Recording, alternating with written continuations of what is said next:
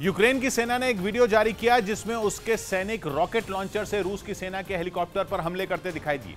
Ukraine ने दावा किया कि रूस का वो हेलीकॉप्टर रिहायशी इलाकों पर हमले की फिराक में था, जिसे यूक्रेन के जवान ने रॉकेट से हमला कर तबाह कर दिया। जो वीडियो जारी किया गया उसमें रूस की सेना का एक हेलीकॉप्टर आसमान में उड़ता दिखाई दिया, जिस पर यूक्रेन के सैनिक पहले से ही झाड़ियों में छिपकर नजर बनाए हुए थे। जैसे ही दुश्मन का हेलीकॉप्टर उनकी रेंज में आया, यूक्रेन के जवान ने उस पर रॉकेट छोड़ दिया और पलक झपकते ही वो रॉकेट हवा को चीरते हुए हेलीकॉप्टर से जा टकराया। रॉकेट के टकराते ही रूसी हेलीकॉप्टर से धुआं निकलने लगा और देखते ही देखते वो हेलीकॉप्टर जमीन पर धराशायी हो गया। यूक्रेन का दावा है कि उसके इस हमले में रूस का हेलीकॉप्टर पूरी तरह बर्बाद हो गया और उसे भारी नुकसान भी उठाना पड़ा। हालांकि रूसी सेना पर यह हमला यूक्रेन के किस इलाके में किया गया, इसकी जानकारी नहीं दी गई। वहीं पश्चिमी मीडिया ने दावा किया कि आने वाले दिनों में ब्रिटेन और रूस के बीच कभी भी जंग छिड़ सकती है और इसे देखते हुए ब्रिटेन के नए आर्मी चीफ ने अपनी सेना को तीसरे विश्व युद्ध के लिए तैयार रहने के लिए आगाह किया है। असल में जंग के पहले ही दिन से ब्रिटेन यूक्रेन के साथ खड़ा है और वो यूक्रेन को न सिर्फ आर्थिक मदद दे रहा है बल्कि रूसी सेना से मुकाबले के लिए उसे खतरनाक और घातक हथियारों की सप्लाई भी कर रहा है। जंग के दौरान ब्रिटेन के प्रधानमंत्री बोरिस जॉनसन 2 बार यूक्रेन की यात्रा कर चुके हैं, लेकिन इन सब के बीच ब्रिटेन के नए सेना प्रमुख जनरल पैट्रिक सैंडर्स ने कहा कि रूस की सेना के साथ कभी भी जंग छिड़ सकती है और इसीलिए ब्रिटेन की सेना को तीसरे विश्व युद्ध के लिए तैयार रहना चाहिए। मतलब यह कि ब्रिटेन के नए आर्मी चीफ ने यह साफ कर दिया है कि आने वाले दिनों में रूस और ब्रिटेन की सीधी जंग तय है। This is our 1937 moment.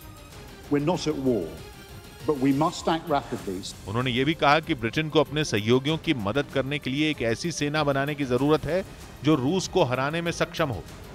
और मतलब यह कि आने वाले दिनों में यूक्रेन के अलावा जंग का एक और मोर्चा खुल सकता है और अगर ऐसा हुआ तो पूरी दुनिया में तीसरा विश्व युद्ध छिड़ जाएगा,